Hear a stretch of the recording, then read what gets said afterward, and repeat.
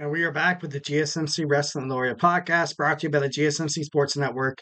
I'm your host, Eric Rodriguez, every Monday through Friday, 8 p.m. Pacific Time, 11 p.m. Eastern Time. Always here to talk about professional wrestling, Ring of Honor, TNA, sometimes the NWA. I'm trying to get more into like the independent kind of circuits here, like, the All Pro Wrestling, also the Major League Wrestling, New Japan Professional Wrestling.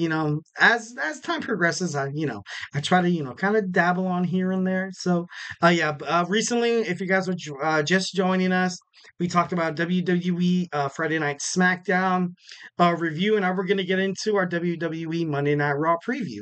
But before we move on, I want to remind you guys to use the tips and donations link at the GSMCpodcast.net.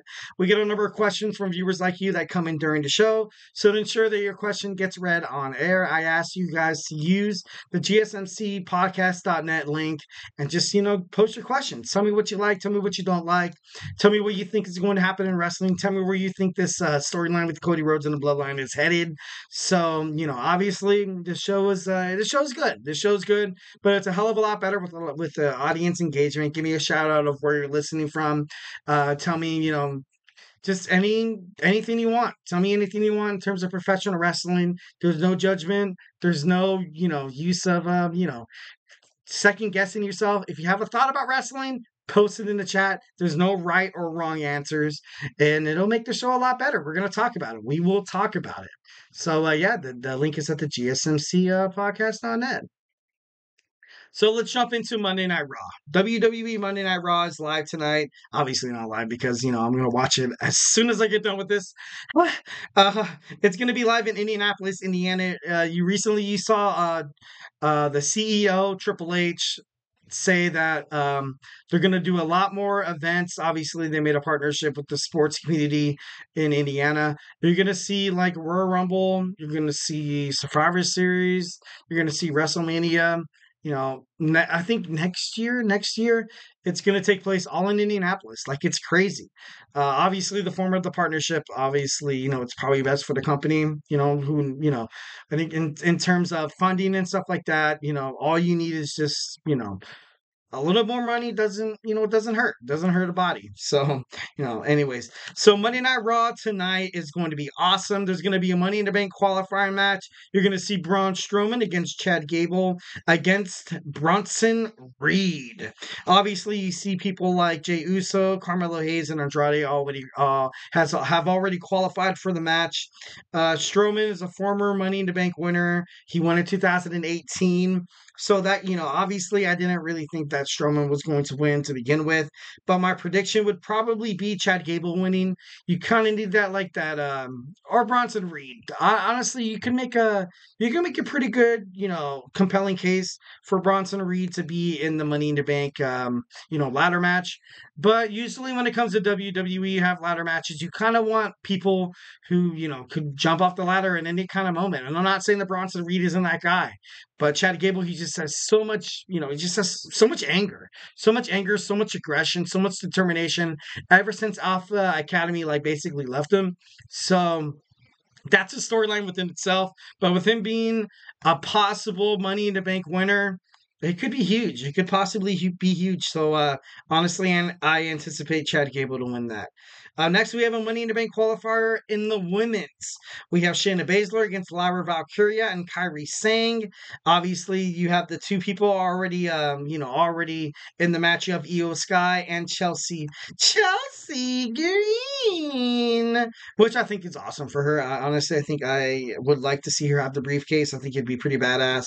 But you see unfinished business. You have unfinished business between Shayna Baszler and Kairi Sane, who fought in NXT multiple times for the WWE Women's NXT World Championship. You also have them in the final of 2017 Mae Young Classic. And Lyra Valkyria has never fought Shayna Baszler, so that should be pretty badass. Lyra Valkyria has a 2-0 record against Kairi Sane. Which of these former WWE NXT Women's Champions will will stamp their spot for Money in the Bank coming up on June 7th. I think it's June 7th. Don't quote me on that. But it's going to be good. Honestly, out of all these women, to be honest, my prediction would probably be, oh man,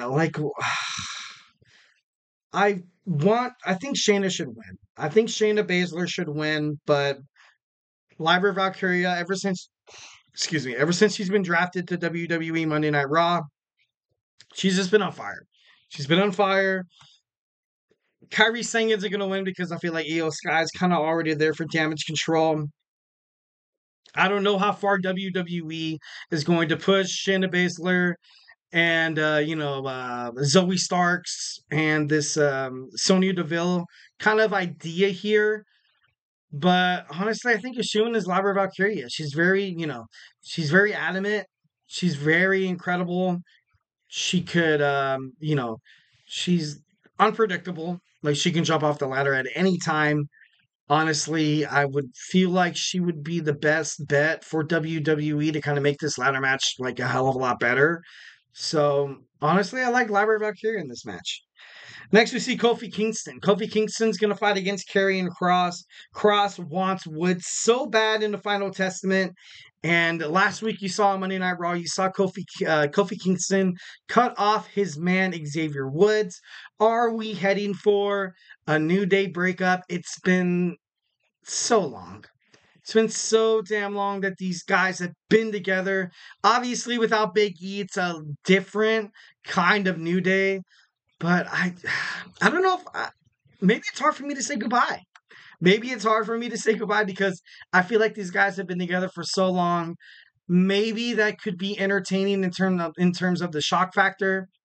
But something that I do not want WWE to do is to sacrifice and kind of want that shock factor that'll be absolutely crazy and phenomenal for about maybe 1 to 2 weeks.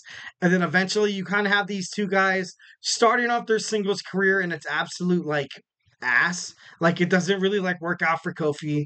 Obviously you kind of had Kofi Kingston go out there. He was, Kofi Media, which was awesome. Then you had Xavier Woods never has really been on the WWE main card. But this is huge. If you're deciding to break them up, okay, do it. But you got to do it right. You got to do it right because if you don't, then it's going to be all bad.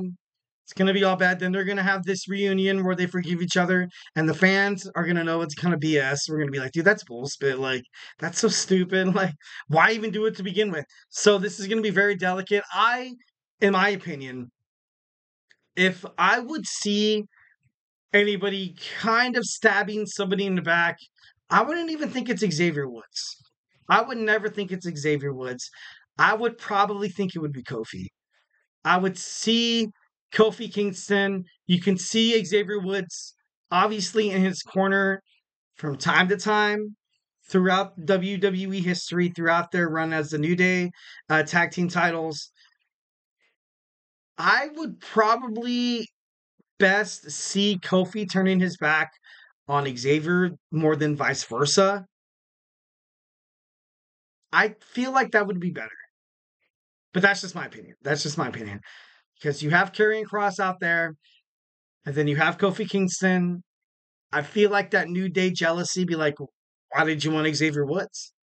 Do you think he's more talented than I am? Do you think he would, he would be more of he'd be more of a, asset to the Final Testament? Kofi Kingston was once a WWE champion. Xavier Woods never really got a taste of singles competition. Never really got besides the King of the Ring, he never really had a taste of like singles competition gold. And I think if you're trying to make it into a storyline, you would have that kind of bottle up within Kofi Kingston to be like, you know what? I have been a champion before. Karrion, if you fully invest and help me out to get to the top, I have no problem leaving Xavier Woods behind. I feel like it would be better for WWE and the New Day if Kofi Kingston's the one to turn his back on Xavier Woods. Because I think that Kofi Kingston has been around the WWE for so long. I would say maybe 6 to 8 years longer than Xavier Woods. Don't quote me on that. So obviously he still has retribution. Obviously he still wants to be, he's had a taste of singles career. He was Intercontinental Champion when he was, had, his Jamaican kind of get up. And then he joined the New Day. They got a bunch of tag team title runs. I honestly don't see the New Day winning any tag team titles anytime soon. I think it's more or less perfect for Kofi Kingston to find a way into the Final Testament. If I had to see them break up, that's obviously that's my opinion. If you have something different, if you want to let me know your thoughts and opinions, hit it up in the chat. More than willing to love, some things you guys have to say about this. So, yeah. And, kind of wrapping things up here, we also have Braun Breaker going against Ludwig Kaiser. We have a WWE Women's Tag Team Title championship match between Alba Fire, Isla Dawn, and also, against Kaden Carter and Katana Chance. And something to look out for. You're gonna have Drew McIntyre live on Monday Night Raw. It's been speculated that he's gonna make an appearance. What's gonna happen with Uncle Howdy? Obviously, he had that eerie horror movie film kind of debut by Bo Dallas and Uncle Wyatt in Uncle Howdy with the Wyatt6. What's gonna happen with Alpha Academy? Alpha Academy, they're looking for a new direction.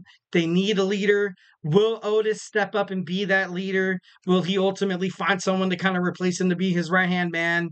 Only time will tell. And lastly, we're going to have the Judgment Day drama. Once again, Liv Morgan, Dominic Mysterio, Finn Balor, Damian Priest. You're going to see JD McDonough. It's, the time is ticking. Time is running out on this Judgment Day faction. So it's going to be interesting to find out, how they decide to break them up and, and all that jazz. So yeah. Well, guys, do not go anywhere. We're gonna jump on into our next segment, which is women's wrestling power rankings. We're gonna talk about Eric's top 10 wrestlers in professional wrestling, of course, the women's division first. So hey, do not go anywhere.